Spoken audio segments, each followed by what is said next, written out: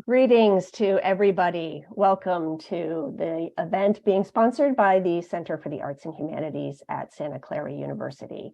My name is Michelle Burnham. I am the director of the center, and together with the rest of the CAH team, my colleague Amy Randall in history and our manager Britt Cain, we are delighted to introduce Mukta Sharangpani, who is an interdisciplinary feminist scholar, teacher, and activist, who's a faculty member in the Women's and Gender Studies Department at Santa Clara University. This year, she is also a faculty fellow in the Center for the Arts and Humanities, working on an interdisciplinary project related to the topic of today's panel discussion, When the Milk Boils Over, Narratives of Aging Across Borders. So I invite Mukta to join us on the screen, and she will be introducing the panelists for today's discussion. Thanks, Mukta. Thank you so much, Michelle. Thank you to the Center for your financial and intellectual support. Michelle, again, you, Amy, Britt, and my cohort fellows for your friendship and care. This is a passion project for me, important because of how close it is to me, challenging because of how close I am to it. I also want to take a moment to acknowledge my project partner, Renee Billingsley, who has photographed and documented many of these moments I will share today. Renee's art practice is a call for action, and her work addresses racial violence, trauma, and white privilege. Renee's in the audience today. Thank you, Renee. In 2022, I began research on multi-generational immigrant households in the Bay Area, particularly focusing on elderly parents who had migrated from India during the pandemic to join their adult children and grandchildren. My project explores how individuals and families enjoy, comply, reconcile with, or push back against these new forms of biosociality and shared life. Today's talk is a way to think through some of these ideas with three brilliant panelists and many of you in the audience who have engaged in different ways with these questions. Our first panelist is Dr. Sarah Lamb. Sarah is a Barbara Mandel Professor of Humanistic Social Sciences and Professor of Anthropology at Brandeis University. Her research focuses on aging, gender, families, ethical strivings, and understandings of personhood in India and the United States. She's the author of numerous articles and books, including her most recent book, Being Single in India, Stories of Gender Exclusion and Possibility. She is the editor of the Rutgers University Press book series, Global Perspectives on Aging, and of the volume Successful Aging is a Contemporary Obsession, Global Perspectives. Welcome, Sarah. Our second panelist is Dr. Chitra Divakaruni, an award-winning writer, activist, and teacher, and the author of 21 books, such as Mistress of Spices, Sister of My Heart, Before We Visit the Goddess, Palace of Illusions, The Forest of Enchantments, and The Last Queen. Her newest novel, Independence, depicts the experiences of three sisters in strife-torn Calcutta as India frees itself from the British yoke. Her work has been published in over 100 magazines and anthologies, translated into 30 languages, including Dutch, Hebrew, Bengali, Hungarian, Turkish, Hindi, and Japanese, and been made into films, plays, and dance dramas, and performed as operas. Her awards include an American Book Award, a Penn Josephine Miles Award, a Premio Scano, and a Light of India Award. Chitra has been an activist in the fields of education and domestic violence and holds board positions at Daya and Maitri, which assists survivors of domestic violence in the US. And for lots more information, do visit her website, www.chitradivakaruni.com. Our final panelist is Ranjita Chakravarty, the feisty Nirmala, who gives us aging goals. Pati or Grandma in Mindy Kaling's Never Have I Ever seasons 2, 3, and 4. Over the past 20 years, Ranjita has essayed many roles and has directed several plays with local community theatre groups. Filmography includes Perfect Mismatch with Anupam Kher and Banerjee and many indie short films. She is a director of internal audit at Stanford University, where she completed 25 years last month. She's grateful to her children, Arjun and Alisha, who continue to be her biggest cheerleaders and encourage her to keep performing, and to Stanford University, where she can work during the day so that she may be a thespian by night. I welcome all of you and thank you for joining this panel, and all of you in the audience are wonderful campus and community members. I want to start by taking us back to that apocalyptic time in early 2020 and the frightening reality of being separated from one's loved ones. When the lockdowns, closed national borders, travel bubbles, and the already stretched Vande Bharat mission, the world's largest repatriation operation, posed a new separation anxiety. In the beginning, the parents took it well. From clanging metal plates to blowing conch shells to clapping, they joined the country in supporting frontline workers, refraining from panic buying, more than what can be said about us here, and then looking out for those less fortunate than them. But spirits soon sagged and triggered an unprecedented mental health crisis. Community building and socially responsible behavior gave way to resignation, fatalism, and despair over the lack of affordable and quality health infrastructure, reduced resources, and increased corruption. Dark news continued to pour in, climbing death tolls, friends who could not make it for a parent's funeral, and of the COVID dead who could not be given a respectful burial. Many diasporic immigrant families managed these terrifyingly unpredictable times by literally airlifting elderly parents out of their hometowns and into their adult children's homes in the United States. The arrival of older parents was a piece that did not fit easily into the swirling jigsaw of homes already stretched from stay-at-home mandates. The early days of family walk, savory stews, fresh-baked breads were morphing into unending domestic chores, lack of quiet space to work, and ill tempers. As a friend said to me, the dog was the only happy thing, 10 walks a day and 1,000 treats. The rest of us are basket cases.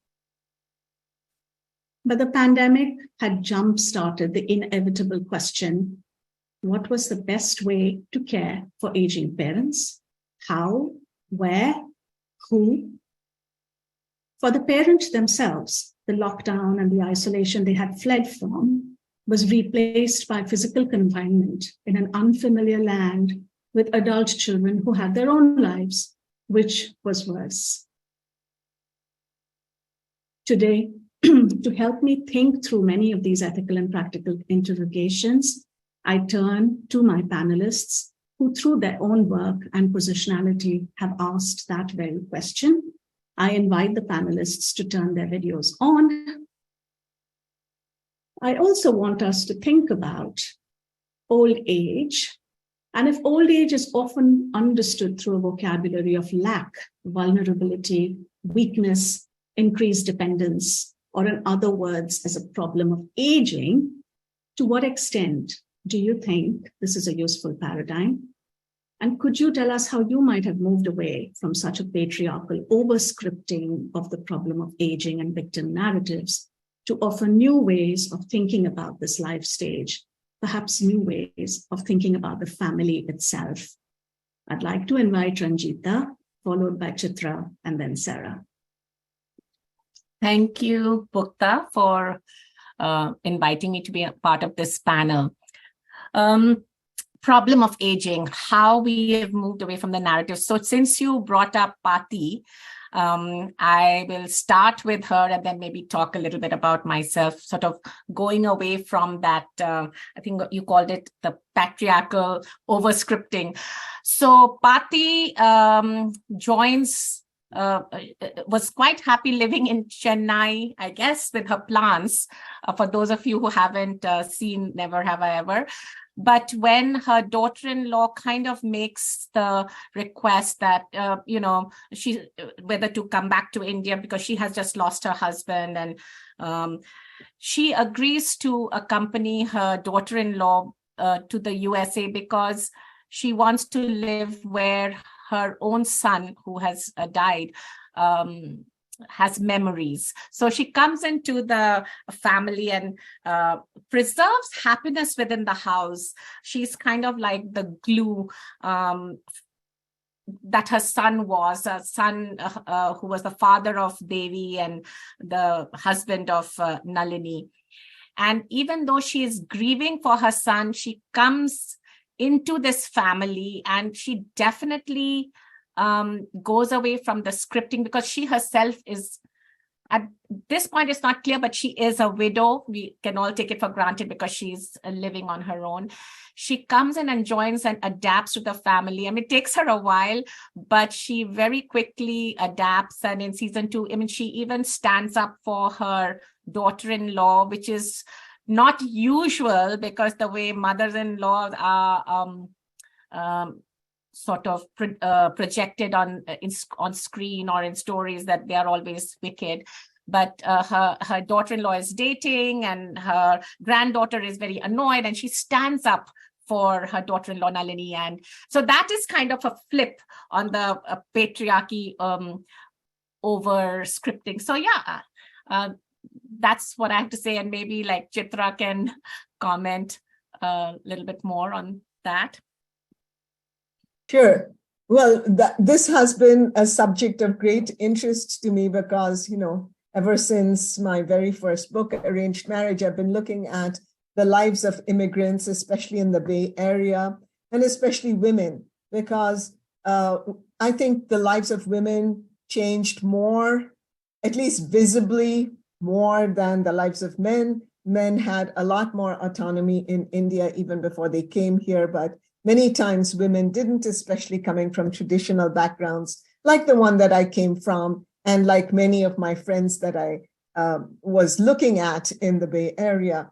So, and as our community became older, became a more mature community in age, then the issue of parents became a much more of concern. At first, when we came, our parents in India were young enough, they could come visit us and go back. And that was a happy kind of situation where they'd come, they'd play with the grandchildren, they'd have a good time, we'd all have a good time. And then it was bye-bye. They went back to their lives, we went back to our lives.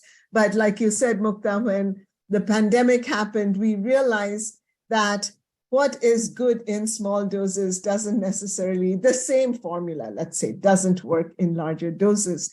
And now, of course, we have 2 and 3 generations, people who have really come here in the beginning of their work lives and have become old here. Now, what happens to them? Going back to India is an option for some, because as you know, these Nana Nani old people homes are springing up in India in very pleasant places and kind of like holiday spots like Coimbatore and Dehradun.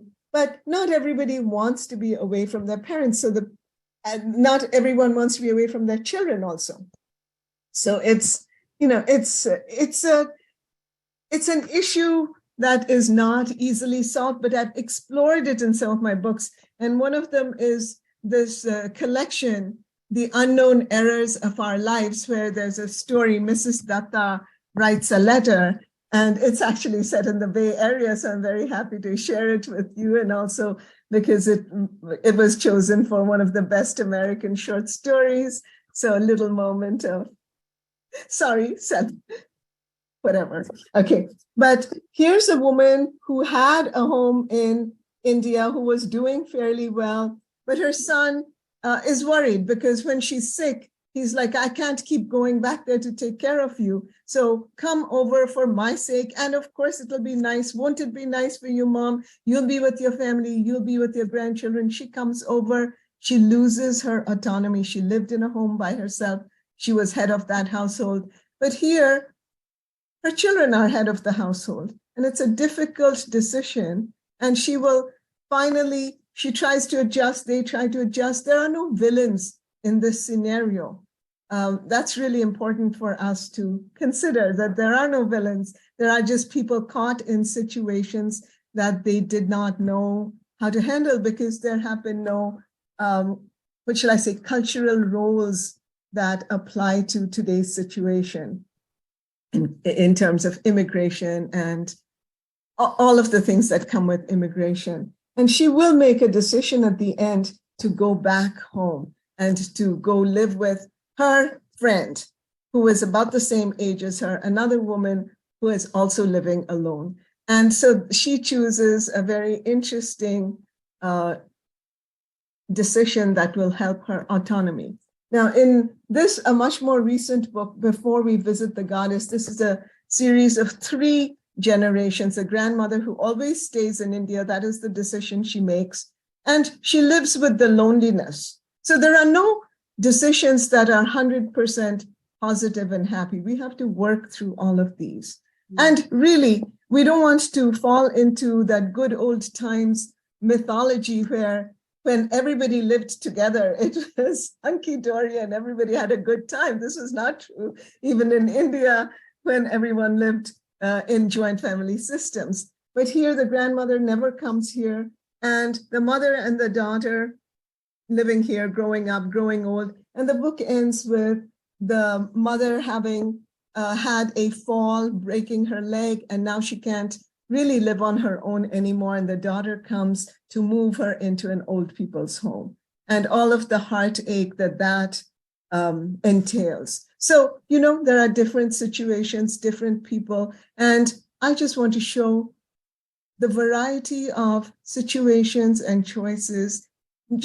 And as a writer, all I want to do is for readers to look at these things, because so often, if they're not right in our lives, staring us in the face, we don't look at them. And if we do look at them, we're very quick to judge people.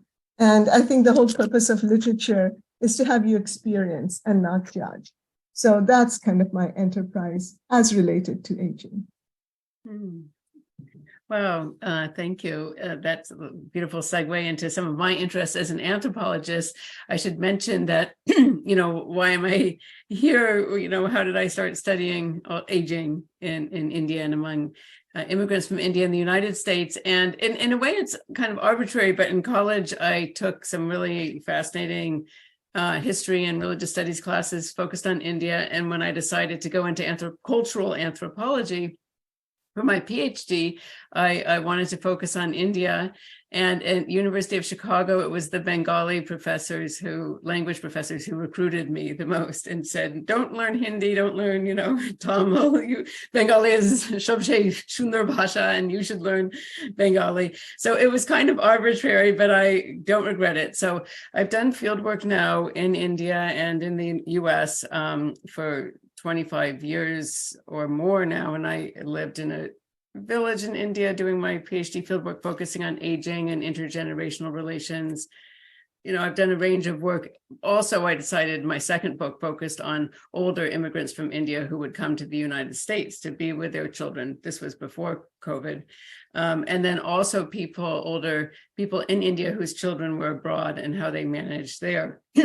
But the question that Mukta posed about how to move beyond the kind of problem of aging framework has always been important to me, because when I first started getting interested in aging, other scholars, other people in the public would think of it as a kind of enterprise that involved kind of social work or pitying the poor old people that I was now studying. And that wasn't what I was finding at all in my research. And so one thing that has really been inspiring and rewarding to me, especially as I get older myself, is just to see how much creativity, kind of agency, choice, innovation is going on in the lives of the older people I've gotten to know in India and from India and the United States. So some parents do choose to come live with their children here for a while, and that might be seen as conventional to live in a multi-generational family home.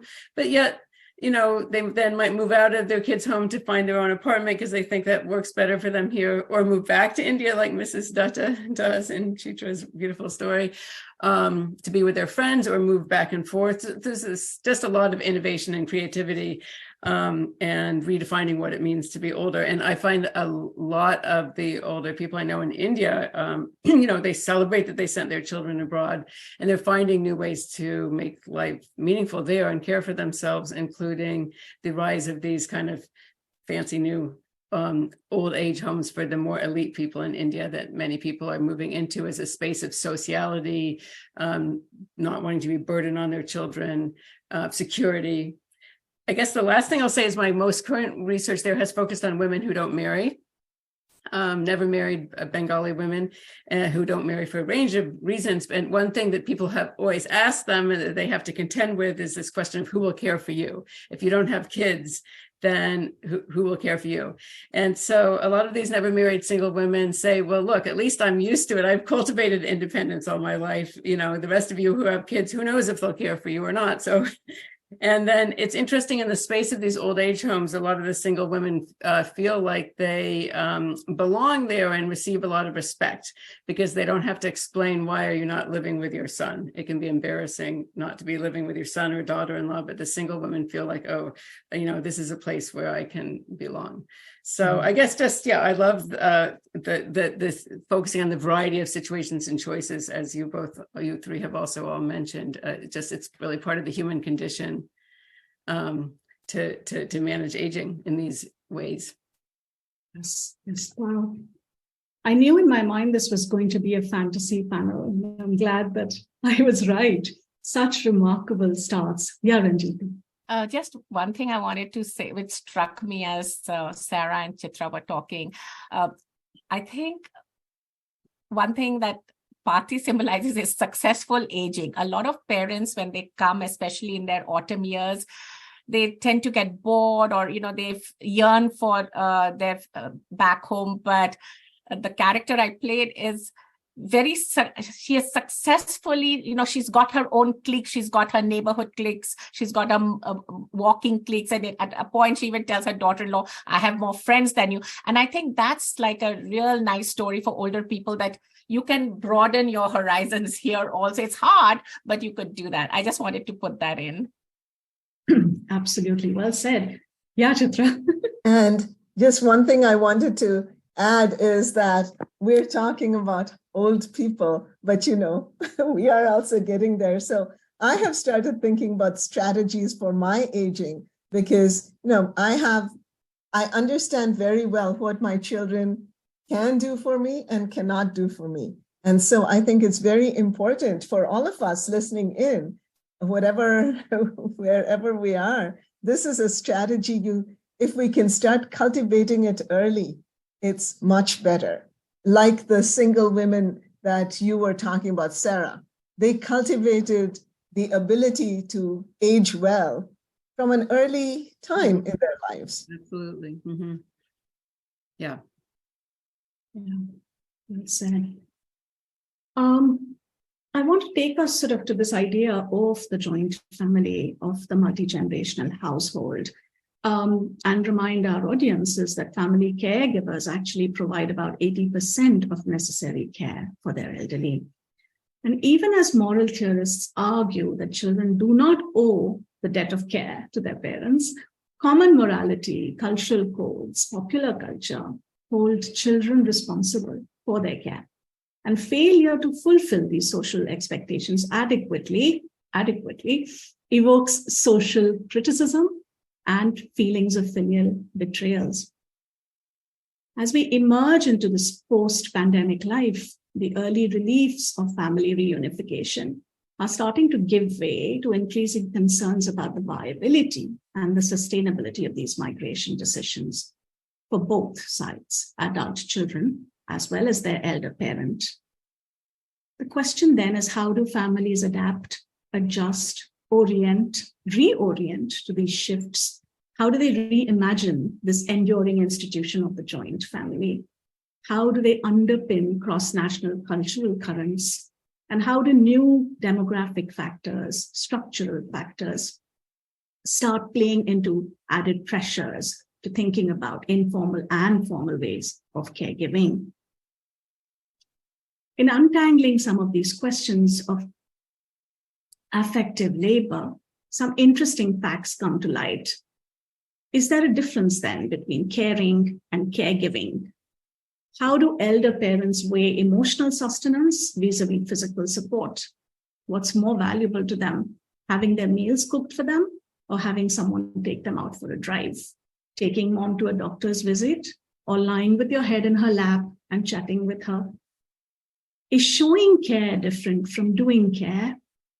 Is caring about separate from caring for? Or is it, as Sarah has mentioned in some of her work, that practical acts must be done in a caring way? So as we think about that, I also want us to think about the ways in which filial care might affect other dyads in the equation. Sarah, what you call the intergenerational reciprocity between adult child and elder parent, how might that ripple out into other relationships, adult-child interactions with their siblings or with their own children? How might individuals bargain within and with power structures? And how might some of these tensions surface and resolve or heighten in the wake of this new habitus?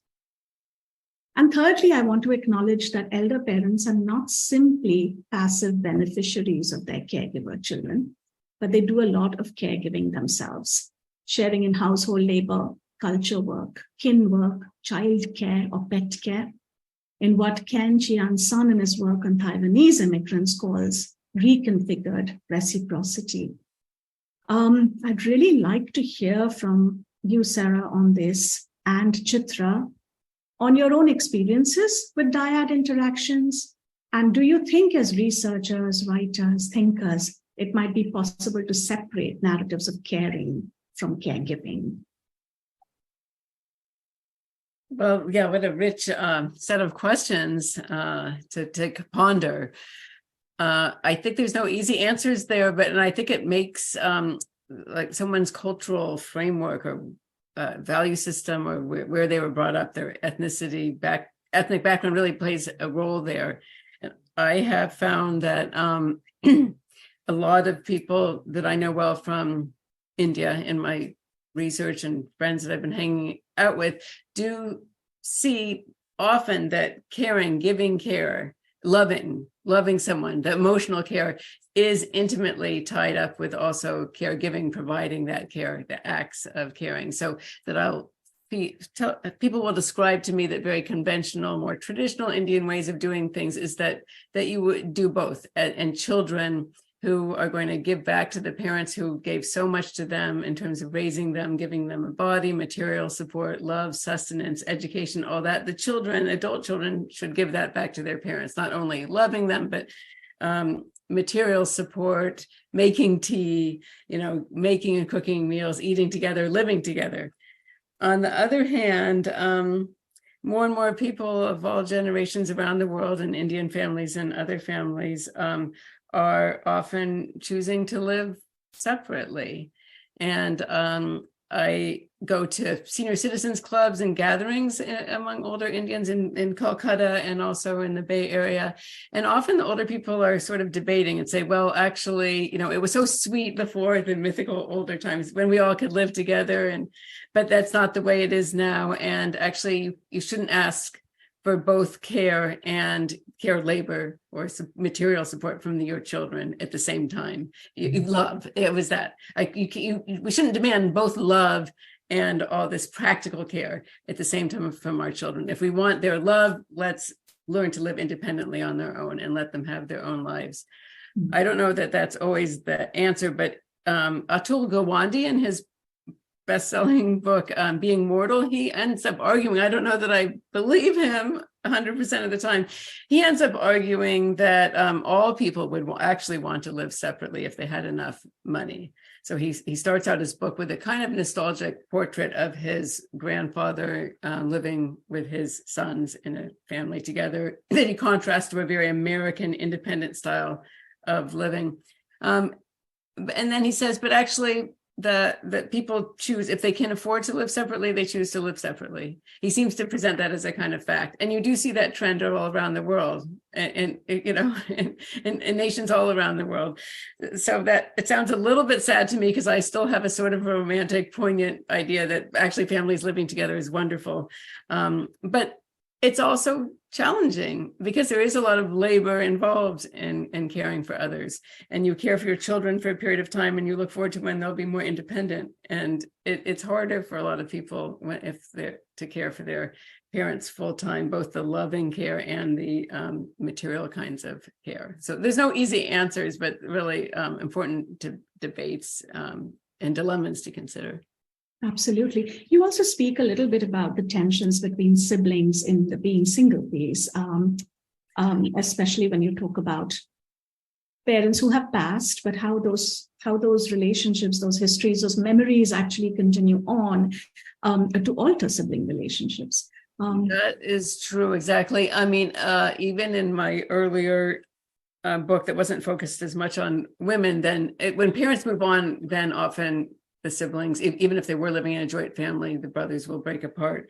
But when I was studying single women, one thing that really struck me so much is that the never married women often were the ones expected then to just be, even though it's not conventional as much in India for daughters to perform the care for their parents, it might be sons and daughters, and not much more often.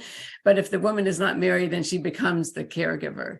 And many women had stories of how they were so needed by their families to care for both parents and younger siblings.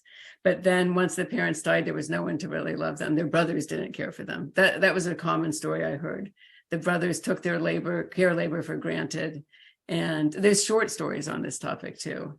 Mm-hmm. And then never really reciprocated the care to their sister. So that was a theme I wasn't really expecting to find. In a chapter I call it Daughters and Sisters Care, looking at how much, the unmarried woman, the figure of the unmarried woman could be providing so much care labor in a household.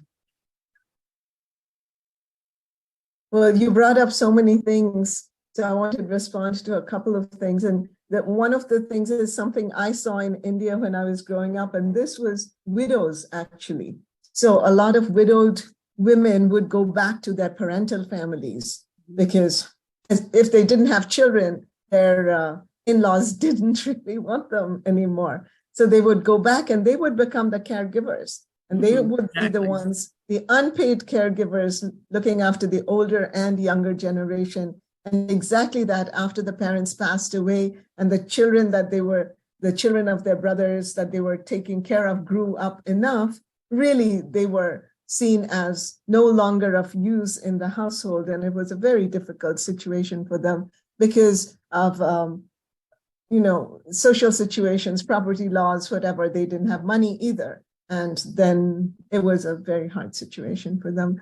But going back to, you were asking for our personal stories. And again, going back to Mrs. Datta writes a letter, that story really came out of my own experience when my mother came and lived with me for a while. My mother-in-law came and lived with me for a while. And they made different decisions based on which, I guess, the story came out. And I remember when I first started writing the story, it was from the point of view of the young wife whose mother-in-law comes over and who was finding it very difficult because her mother-in-law wants to do things like, put her clothes out to dry in the backyard over the fence so that part of the clothing is in the neighbor's house. And the mother-in-law does not see why this is a problem when she's actually saving them electricity by not using the dryer. She's like, I should be commended. Why are you upset with me?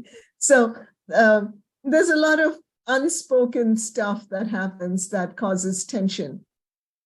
But also my mother made the decision to go back. She was a more independent person, and everyone is different. So it's not like one choice is the better choice. But for her, she decided to go back. Was she perfectly happy there? No, she missed us all the time. But she also had friends and she valued her autonomy.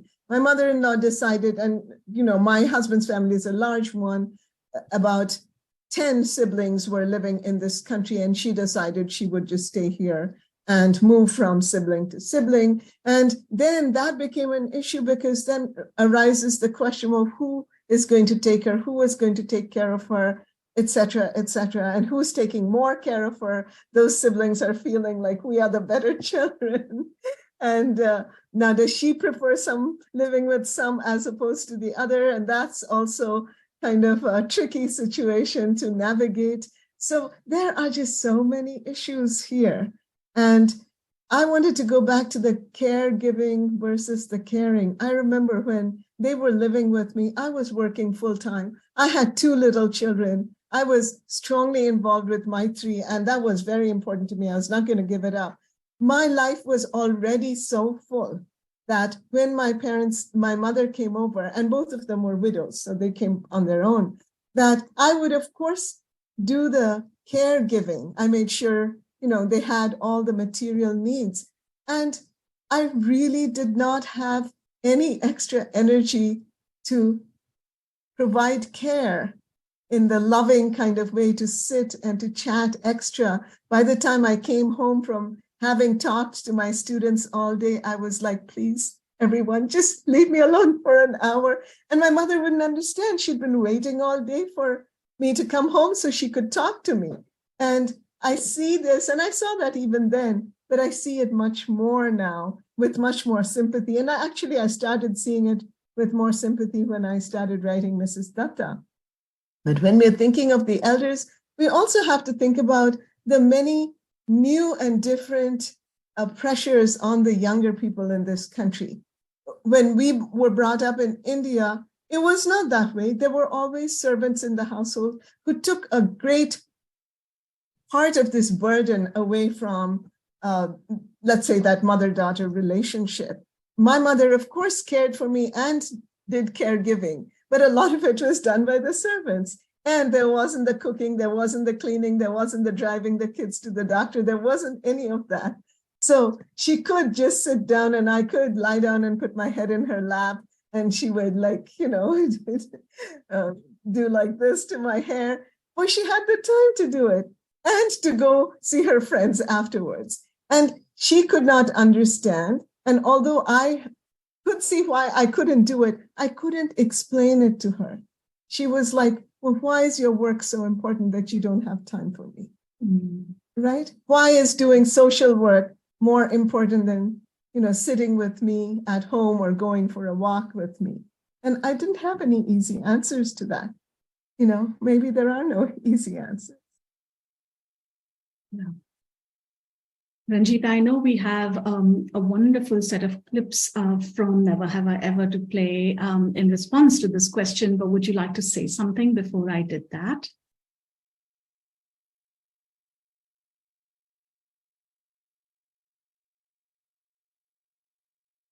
You can go ahead with the clips. I can comment later. Yeah. Sounds good. Sounds good. So this, folks, is a lovely excerpt, bits of excerpts from Never Have I Ever, multiple seasons, that really speaks to our feisty Pati and her relationship with each individual member in the family, but also her relationship with the neighbors and the community at large. So here we go. Is the boy? Oh, you're handsome. What's your ethnicity? Oh, let me have 3 nephews. Come. Hello, Kana. Perfect timing. I've just returned from shopping. Did you happen to pick up any sodas? My friends are coming over tonight. She didn't go to the grocery store. She shopped locally. She picked the neighbor's fruit trees. Auntie, you can't do that. Why? Do you think that 2 men who live next door need all these oranges? I saw one of them order a tray of nachos at 10 a.m. But it's stealing. Americans are weird about their fruit trees, and honestly, defending their property in general. It's true. Everyone here has a gun and a juicer. No one will catch me. And if they do, then pretend I have dementia and babble in that. The only thing Davy was allowed to do was help out her grandmother, Nirmal. In some ways, it was a window into how people lived in the past. In a slower-paced, technology-free world. Oh, who am I kidding? This was boring as hell. I want to be with you the way that you was.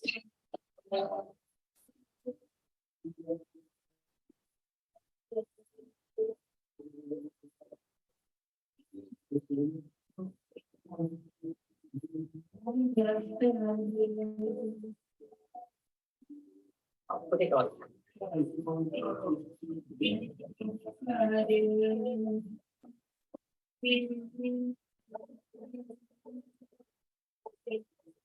Honestly, between you and me, I might just call in sick this week. I'm not sure how much more of this I can take.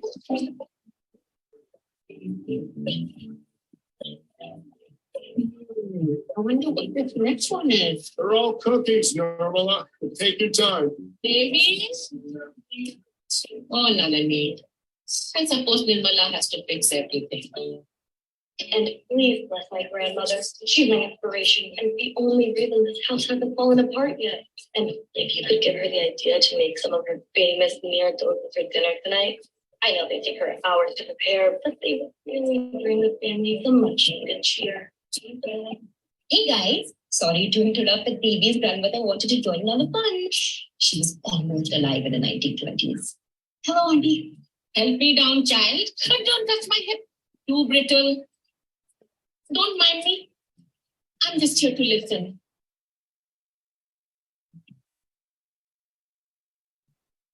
Kamala had saved the day. Hey, do you know what this means? He's going to propose. Hi, girls. Please take your homework upstairs. We're going to leave the room. Why? What's happening? We have to cook a regal feast for Kamala's proposal dinner tomorrow. Are we calling it a proposal dinner? We don't really have any evidence to support that. Oh, sure. Maybe Prashant's parents flew halfway around the world to eat dominoes on our couch and watch Ellen's Game of Games. Stupid child. What is going on here? You want to know what's going on? Your daughter-in-law here got a boyfriend 5 minutes after your son died. That's why I didn't seem too upset about Dad's death. Was that a slap? Yes, it was, and she deserved it. You do not talk to your mother that way. Did you not hear me? She has a boyfriend. You listen to me, child. Your mother is an adult, and she is the reason that you have everything you have, including your life. She can do what she wants without your judgment.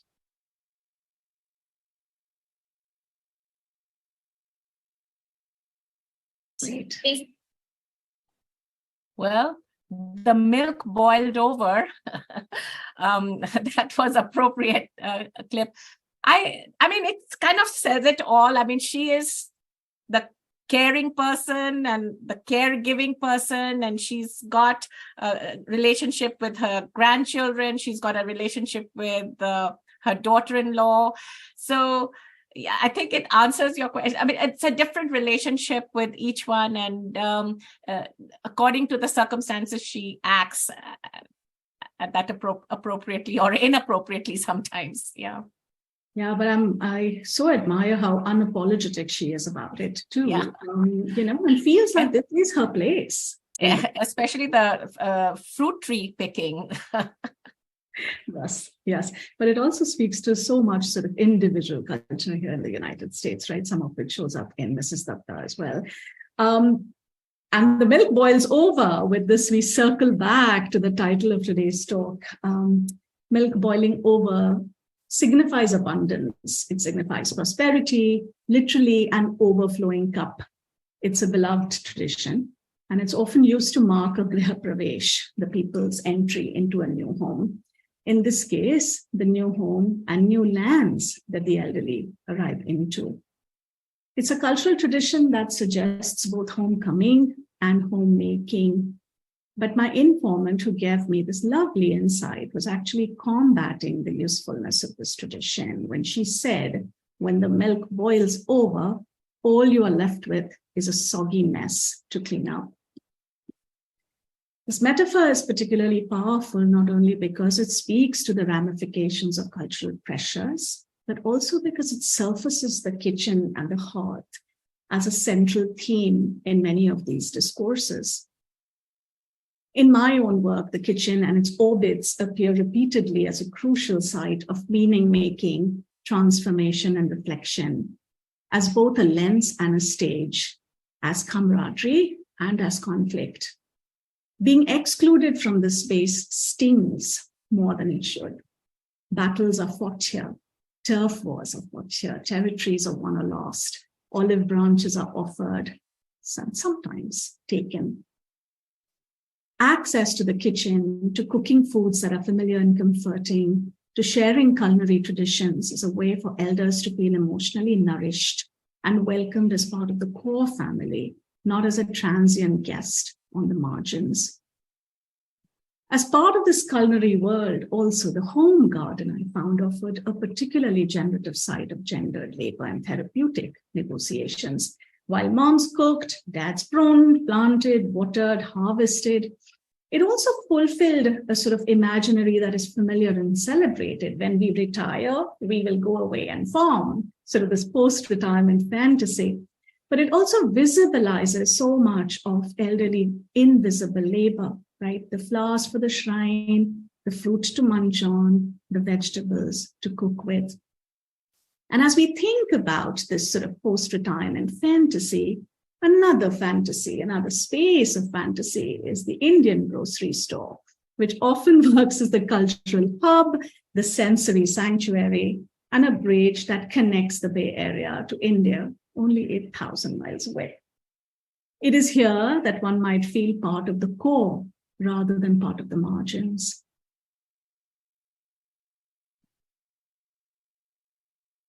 And I got carried away with my own work.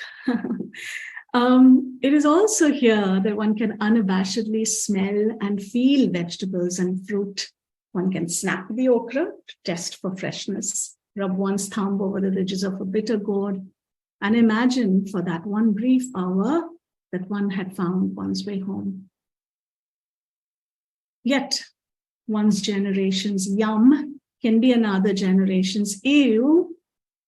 As a friend lamented, the very things that gave her parents comfort had driven her own children away. The kids don't come home anymore, she said. They want their comfort food, pasta, tacos, or if it is Indian, chicken tikka or aloo gobi. They don't like all these weird vegetables, tinda and karela and turai. And I understand, I get it. I come home from work and the whole house smells like some halwai, a street food stall. So I want us to think about the role of food in driving people away or bringing them together, in the creation of an American identity or in the cultural imaginary of a new immigrant. I want us to think about food at once as a public performance and an intensely private one, at once an ode to what's lost and a claim to what is to be found. And I really want to think about these ideas of gastropolitics with you, Sarah and Ranjita. And I know Chitra has a treat around this conversation for us, so I would love to hear from Sarah first. Do you encounter these gastro negotiations in your own work? And if so, in what ways? I do, definitely, I do. I think the kitchen is a central site of negotiating family relationships, love, care, control and power, gender. I guess I could start out saying one story. So I was doing fieldwork in the Bay Area also, which is where I grew up. I grew up in Berkeley, and there's such a vibrant South Asian community there.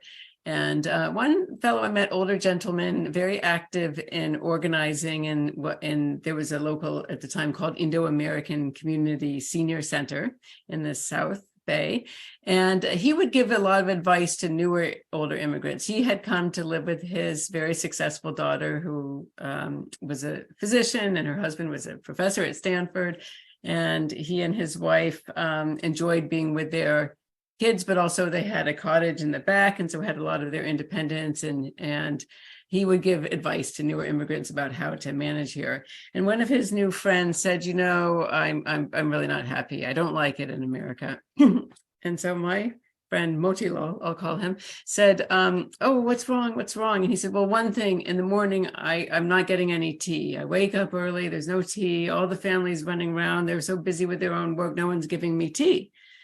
And Motilal asked, he said, "Oh, well, are they locking up the tea supplies and the sugar and the milk?" No, they're not locking. "Oh, well, then why don't you prepare it yourself?" No, I don't like. So Motilal said, "No, you should go back to India then." He said, in India, if you ask for a second cup of tea, people might object, but they'll definitely make you tea. They'll make you tea, but you can't have a second or third. And in America, though, people don't have any time. They might have plenty of prosperity. You could have 10 cups of tea. If you make it yourself, that's fine. But if you want your family to serve you and make you tea in the kitchen, there's no time here. This is not the place for you. You should go back to India. And I guess the reason I tell that story is the kind of symbolism that's involved, how people can use food and negotiations in the kitchen to kind of imagine what is really India and what's America. And America is often people describe as a land of material prosperity, but where there isn't enough time, partly because everyone gets so busy. We have such a busy culture here in the US, and because there's not so many servants, domestic staff available. Another thing I could say is that some of this group of these friends in this Indo-American Community Center would joke about how they all get their BSc degrees here. And they said, ha, ha, ha, BSc, babysitting and cook degrees. BS, babysitting and cook degrees, because they came expecting to be receiving care from their kids, but instead they found them performing so much care and they for their kids and grandkids. And they appreciated having a role. On the other hand, they sometimes felt like they were working too hard, cooking and babysitting in a place where the younger generation was so busy again, and where there wasn't domestic staff available. So I'm sure both of you have so much to say on this topic. Also, maybe I'll pass on the mic to Ranjita. So yeah, I think gastropolitics, that's a lovely name for it. I think in all cultures, and I know especially in the Indian culture, the talk around the dining table, it's from before you finish lunch, you're talking about dinner. I remember as a child also growing up, like our dinner table was conversation there where my father would tell us stories about his childhood. And after dinner, he would recite from Tagore or whatever. So those are the memories I have. And I tried to recreate this with my children, but I'm full-time, I was a single mom. So maybe didn't have that time to have those meaningful conversations. And both my mother-in-law and mother have passed away, but sometimes we sisters also think, how did Ma cook this? We talk about it, and when or how we try to remember, like, this was the taste. What phoron did Ma put in this or whatever?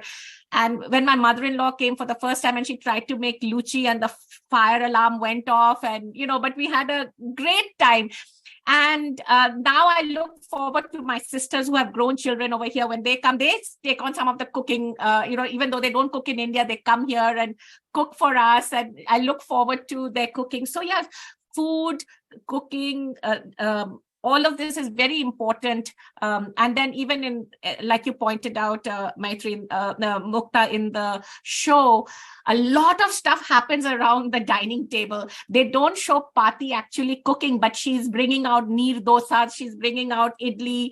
She uses food to play favorites. She was mad at Kamla, so she snatches away the food and gives it to Maitri, to Devi. And then once she has cooked, and then her daughter-in-law is going out, and she makes her, oh, you made me cook all of this and you're not going to eat? Finally say, okay, Baba, I will eat. Fine, I'll sit down and eat. So yeah, it has a lot of, it's definitely that dynamic is there of food, a way of showing love, and sometimes to blackmail and also use it negatively also. But yeah, definitely, that's a very interesting. I don't know, Chitra, if she's. I could just say also, while you're unmuting or getting ready, Chitra, that I find that a lot of the older Indians that I know in the United States really worry about people eating on the go, not sitting down for a meal, just eating in the car, eating while you're walking down the street. It's both kind of unpolite, but how could it be healthy that you're not taking the time to actually enjoy your meal and be together? Oh, yes. And I'm going to read a passage from Mrs. Datta Writes a Letter, but I will refer to another passage. But I wanted to share a life story. So in this very busy time when my mother and mother-in-law came to stay with me, because I didn't want them running after the kids and having to do childcare. So I had full-time childcare. I had a wonderful Indian lady, an older lady. She would come And her deal was she would take care of the kids and she would cook, which was wonderful for me. I came home from work, I had nice hot Indian food.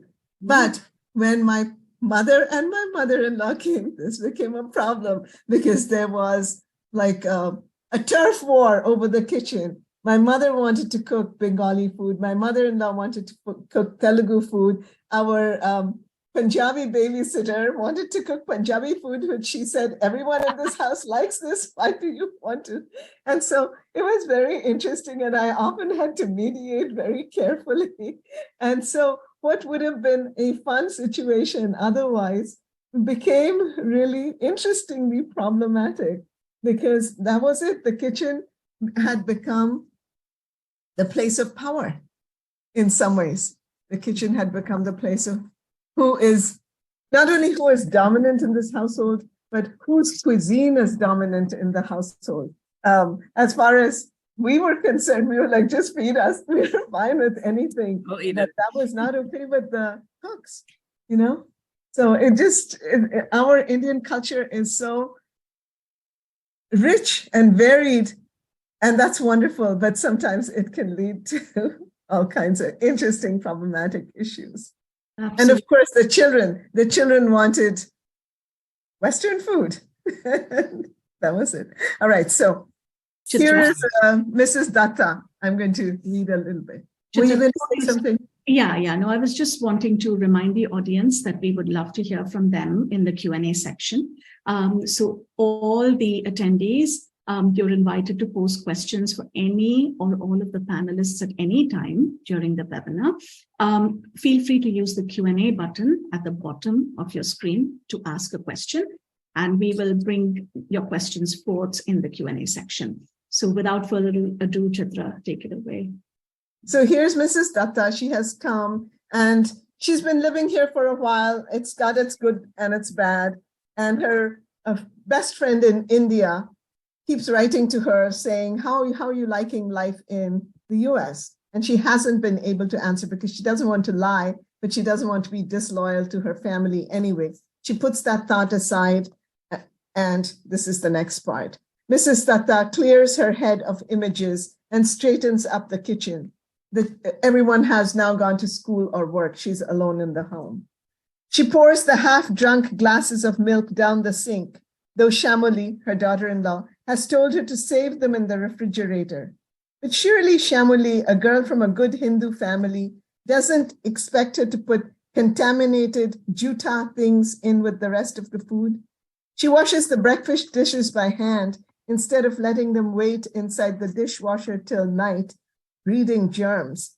With practiced fingers, she throws an assortment of spices into the blender: coriander, cumin, cloves, black pepper, and a few red chilies for vigor. No stale bottled curry powder for her.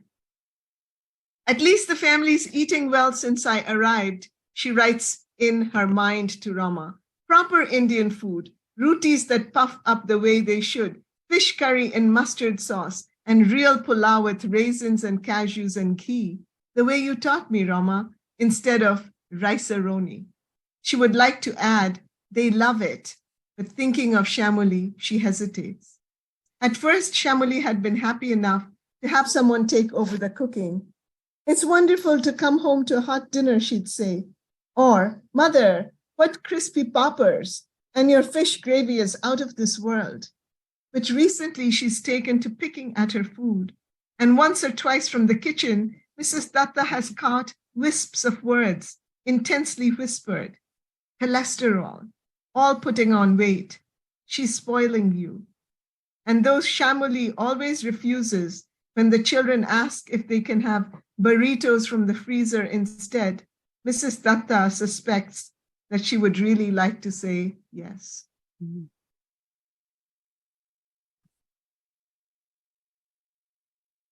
So that's the turf war being fought in the kitchen with no winners. There are no winners to these things.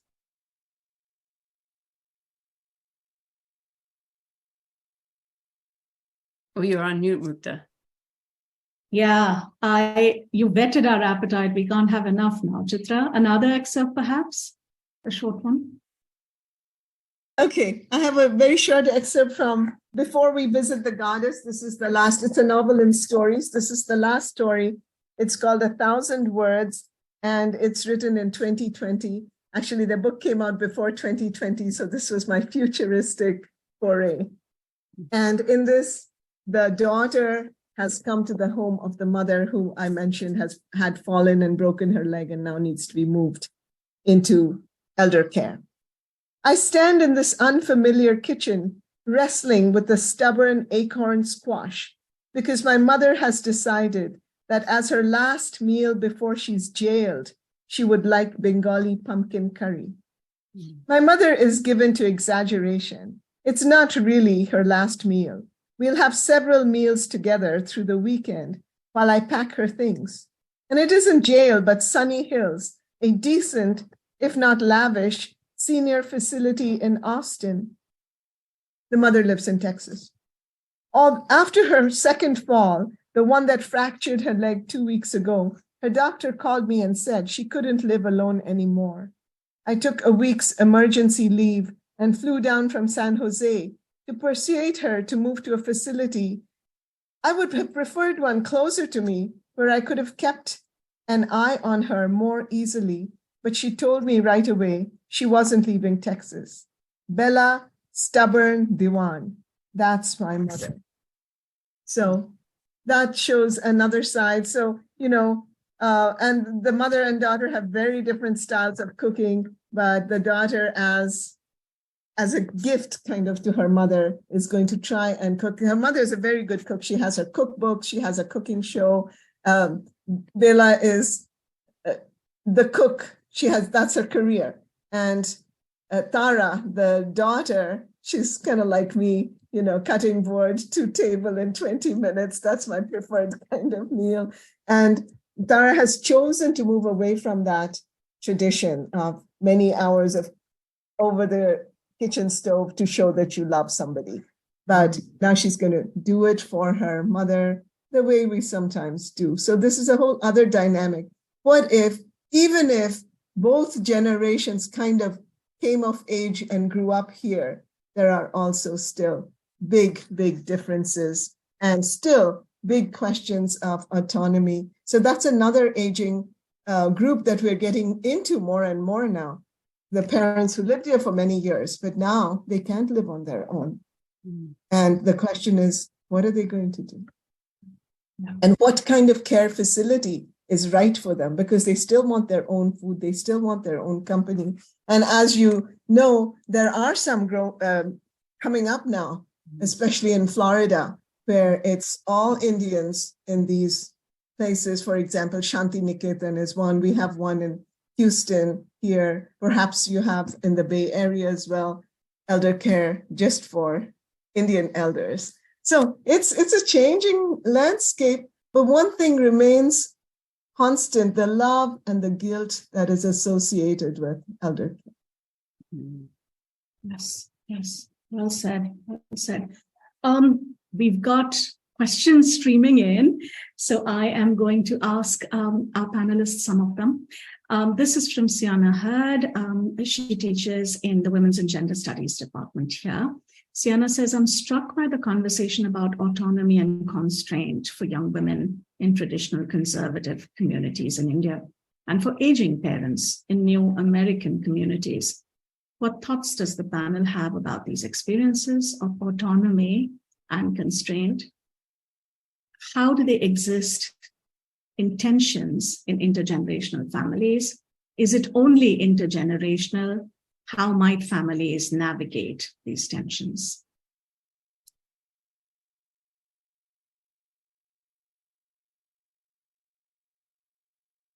Nice question. Okay. I could say a few words, and I saw also a related question maybe near the bottom about gender and caregiving. Someone was remarking it relates to maybe the constraint and autonomy, also about how so much care labor around the world and in Indian families, we think of caring in families as more women's work. And that's one way that women are often constrained and not able to pursue their professions as much, or not get the prestige that they want, because caregiving is often not as well respected, and it's a kind of constraint. But yet, you see so much social change happening in the US and in India, with more and more women working outside of the home, and it's sometimes not getting married and not performing that much care for their parents-in-law. Mm-hmm. I guess one question also that the person had asked was about, it's interesting that labor is expected of sons often in Indian families, but really the people performing the most actual care labor is often the son's wife. But I found that in Deshi households, often it works better if older parents or an older mother comes and lives with her daughter instead of daughter-in-law, partly because of the gastropolitics of the kitchen, that sometimes daughters and mothers can work out the kitchen tensions better and more easily. So that's one thing that is changing also. So I guess I see a lot more, these are always difficult negotiations, but there's more flexibility, I think, for women of multiple generations now to kind of break out from some of the more constraining family roles, and still hopefully practice love at the same time and receive love at the same time. Yes. One forgets how etiolated some of these relationships get, so dehydrated when they are shorn of love, and only the caregiving is done, the things are done for them. Chitra? Yeah, I wanted to say that my situation is that I have two sons who may or may not get married and who have their own households already. But we have discussed, because I'm very interested in this issue of aging, we've discussed what is possible and what everyone is comfortable with. And I've told them, look, we would like to stay in our own home as long as possible. We would like to hire help to take care of us. We are saving up for that. But what you need to do is you need to oversee, because I have seen around that when there is no oversight, then there is oversight of caring, right? Someone has to, especially as the person is getting older and can't command care, someone has to come and take care of things. So we've agreed that that's how it's going to be. That's as long as we can stay in the home, the children will oversee things. We will arrange for the actual care, and they will oversee to make sure it's happening. And if we need to be moved into a facility again, they will oversee. But we had to talk about, we had to be practical. The boys were like, no, we will take care of you. You will come and live with us. And I'm like, I don't think that's going to work. And let's just look at the pros and cons. But they had to overcome this cultural feeling of guilt that, parents, of course, they should come and stay half the year in one brother's house, half the year in the other brother's house. And we're like, no, we just want our own home. So I think parents are negotiating various new territories now. And I think that is very healthy, because society is a moving river. We can't really get stuck in one place. We just can't. It's not healthy for anyone. So anyway, wanted to just share that personal thing. Yeah. And again, the women in my books all make their own choices. And mostly it is more towards autonomy than towards being in a place where after some time you feel you're not wanted. And then what happens is the love breaks down. But sometimes when you keep the autonomy, the loving and the caring remains. So that's kind of been my experience. I think I also want to just add something from my own personal life. Also, I've been a single mother since my kids were like 10 and 4. And so, of course, I'm fiercely independent, but now I'm a proud card-carrying member of AARP. I've reached that age. So I think I did a project with Stanford on successful aging. One thing that most parents want to make their own decision. So we shouldn't leave it to the children to make that decision of us. Should we put her on life support? So for example, I've done an advanced directive. So that way it takes the children out of the equation, and they know that, okay, do not resuscitate or do not prolong the process of dying or whatever. It's a morbid topic, but I think people should have that conversation so that the siblings are not one says, no, we want to put her on someone. So it happens a lot. I've heard from the doctors in Stanford School of Medicine, and they say that if one of the children is a doctor or a para-doctor or in that field, forget it. They want it their way. So I just wanted to put out there that personally, I've done an advance directive and I've told my kids, given them a medical power of attorney and whatever, as long as I can make my own decision, I will make it. But at some point, if stuff happens, take away the car keys, stuff like that. So yeah, just wanted to share that.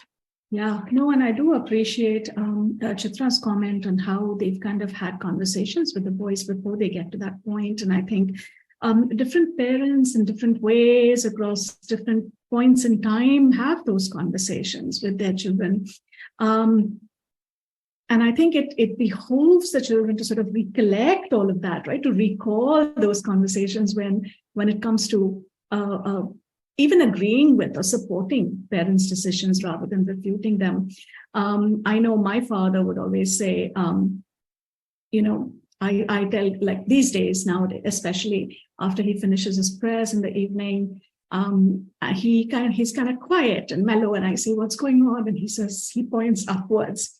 And in some sense, he's preparing us for that eventuality. So I think that there are ways in which parents communicate, and it calls on us to sort of recognize those ways as well. And Sarah, you speak so beautifully and eloquently of Indian elders' relationship with death, with inevitability, with sort of thinking about this not as something to avoid, but rather something to look forward to. And if not look forward to, at least know that that's sort of an eventuality that one has to embrace. So some of your conversations just brought that up for me.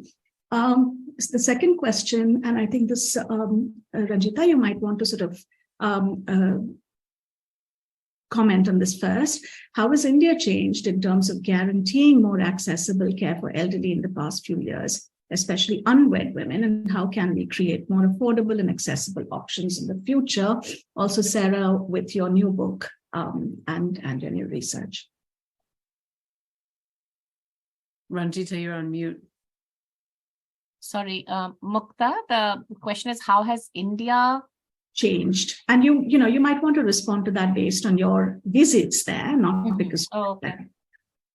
So I think, at one point, old age homes and all that were really looked down upon, and that, oh my God, the children don't even take care. But now, surprisingly, there are some really nice upscale type of places. Also, I have friends whose parents are in Bangalore, and they moved out of their house and got into this place where they have bhajans and the meals are cooked, and especially the women are so happy that they don't have to be in the kitchen. So things are changing, and that stigma of being in an old age home doesn't really exist anymore, and being reliant on relatives or children. So, but of course, I think everything costs money, right? So even if you want to get into this place, you have to have enough savings, or hopefully your children, if they don't want you with them, they'll put you in a nice place. That's the hope. So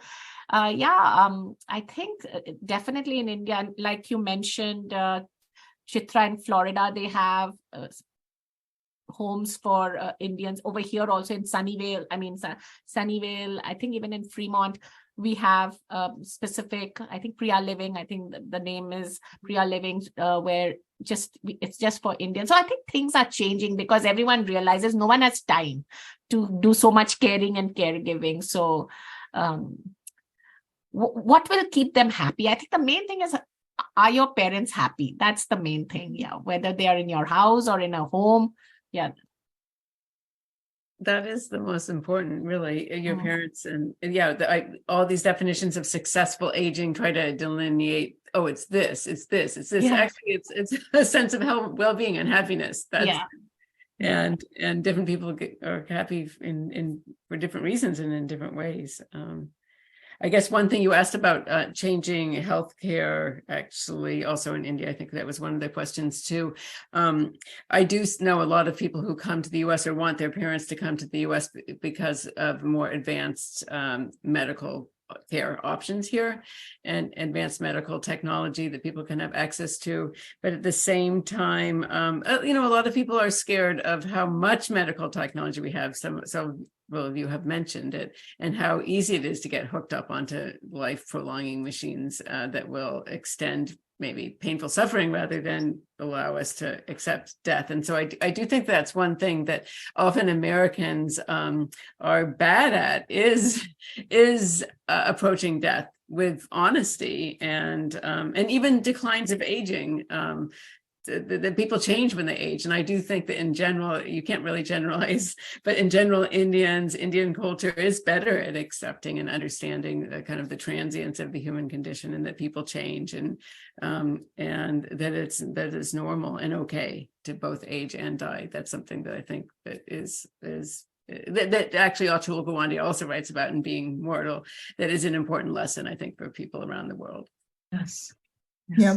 I just wanted to add to this wonderful discussion that,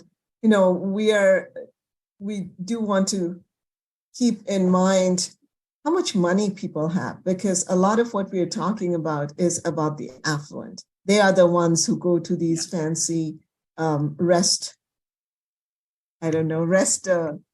they're like holiday resorts. They're like old age resorts. I have a friend in Kolkata who works for an aging organization, and that's for women who are not rich, who are poor, who are destitute, who are on the streets. It is very, very difficult for them. So we have to realize that a lot of what we're talking about, yes, the care is there, but you have to have money to access. Yeah. Absolutely. To even come to think that, I'll come to the United States. I mean, that takes a lot of money, and you already have a lot of money because your kids are the type that came here. Yeah. So it's very difficult for women in India, especially women, because women seem to live longer, I guess, a lot of times when they're poor and they don't have family support, because there isn't like a state support who will just pick things up. They have to rely on these nonprofits, these NGOs. Yeah. We've got another Atul Gawande fan in the audience, and Ashima asks a question, adding sort of to this idea of Gawande's theory. Dr. Vivek Murthy, who's our US Surgeon General, is concerned with what he calls the epidemic of loneliness. Ashima's question to all the panelists is, how do you propose we navigate this in the post-pandemic world vis-a-vis our own elders and the aging society at large? She says, I understand it requires an overhaul of current social systems, but how do you see us changing this at an individual level? And Ashima also sends a little love note to Ranjita. P.S. I love you, Ranjita.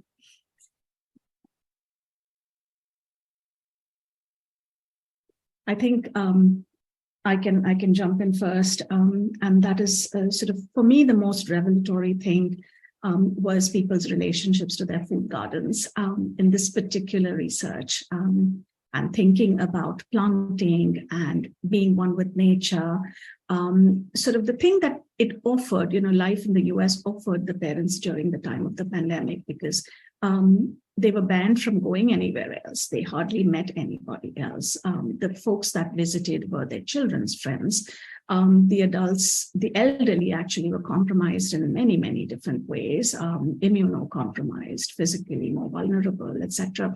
And so I really discovered sort of the ways in which people leaned into these moments of being one with the earth, whether it was through taking walks, whether it was through singing to one's plants. And I also want to think about what theorists, scholars have written about loneliness is it's not so much having or not having social networks, it's about the feeling of having or not having social networks. And so that's something that I really want to consider in the ways in which people move to the US. Are they misfits for sort of integrating back into sort of the real world at the ages of 75 and 85 as elderly immigrants? And if so, even if they're surrounded or in a house full of people, that loneliness will stay, right? There will always still be that loneliness. So I wonder how you've sort of thought about this, even through personal narrative stories or your own work. I can relate a story of a very good friend of mine here in the Bay Area. Of her father lives in New Delhi, and he lost his wife a couple of years before. But loneliness is a thing for everyone, whether you're here or in Delhi. You can be surrounded by family and yet be lonely. I mean, so loneliness can always be there.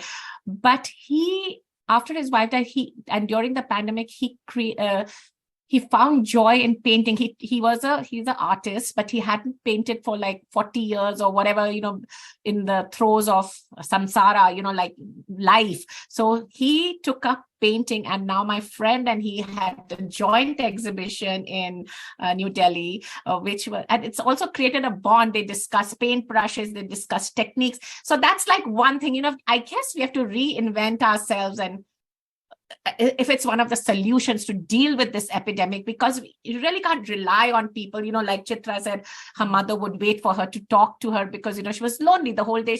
You were gone for work and she wanted to talk, so that's a common thing. Yeah. But I guess at some point we also have to reinvent and find things that we like doing, whether it's gardening or painting. I guess that's one of the solutions. Yeah. Can I jump in? Because what you said I so resonate with it. And, in some ways, being a writer, I already have some tendencies, which is I like being by myself, because being by oneself and being lonely are two very different things. As you pointed out, Ranjita, this man is now painting. He is by himself, but he is not lonely. And although we can't be prescriptive because different personalities are different, this is certainly something worth exploring, how to be alone and not to be lonely. And actually, it is very much in our culture where if one has a spiritual bent, then, and you were pointing, Mukta, to your father who will say his prayers and then he will do this. He is cultivating a different kind of relationship with the universe. And I think that is ultimately the solution. Yes, it is wonderful to have people around us. Yes, of course, we should love and be loved. But at the end of the day, how are we when we are with ourselves? Let's say we close the door and we're alone in our bedroom, as many elderly are. How are we when we are with ourselves? We need to think about that. If we are going to depend for our happiness on other people, it's at some point that system is bound to fail. Spiritual teacher that I think very highly of, Swami Chinmayananda, he had a little saying which relates to young, old. I think it relates to everyone. He says, don't put the key to your happiness in someone else's pocket. And I think that really relates to this. Don't put the key to you being lonely or not being lonely in someone else's pocket. It's really up to us. Mm-hmm. And on the matter, again, this has to be cultivated early. We can't get old and then say, oh, now I have to learn how to be alone. We have to do it today. We have to do it this minute, right now. Yeah. And in thinking about sort of loneliness, one of our audience members asks, how has social media played a role in the changing familial scene in India, with children being able to connect with their parents across the world? Did this lead to children feeling like they have less of a responsibility to care for their parents? I'd say not less, but more. I think in general, it's been good. And we all experienced that. We would have been even much more lonely and isolated during the pandemic if we hadn't learned how to Zoom.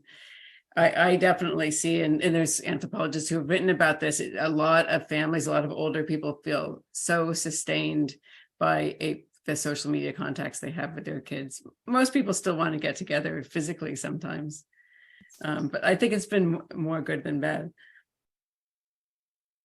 I want to agree to that. Do you remember when we first came here and there were only those blue aerograms that we could send across, and then we'd wait for like a month before we got the answer back. Hey, and now I have friends coming over, well, really their daughters coming over. And I remember when I first started my household, I didn't know how to cook. And I longed, I said, I wish I could ask my mother how to make this because I don't know.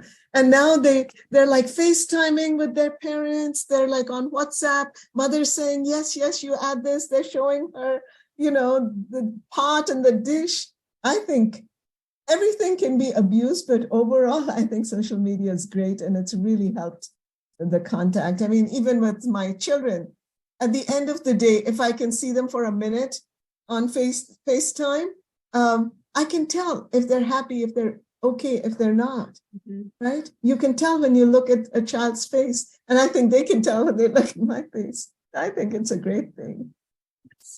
I saw my mother really enjoying WhatsApp when the pandemic first hit. She would instruct her sisters and a set of friends every week to sing a song of somebody dancing in the rain, or sing a sad song with Mukesh and another actor, or sing a happy song when someone's drunk, etc. So sort of getting people to actually just be part of the singing community, and saying, we don't care how you sing, but we care that you sing and that you share in this group.